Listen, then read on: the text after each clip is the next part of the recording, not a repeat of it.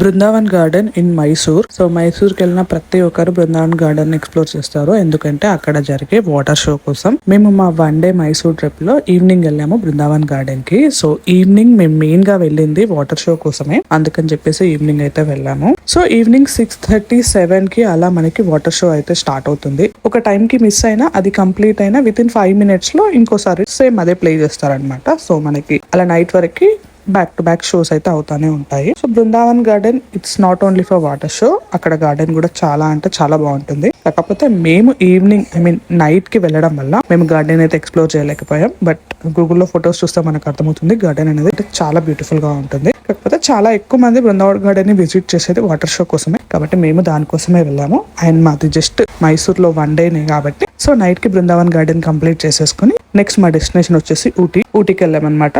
So ఊటీలో మేము ఏమేమి ఎక్స్ప్లోర్ చేసామనేది నెక్స్ట్ వీడియోలో అయితే చెప్తాను. వెయిట్ చేసుకోండి.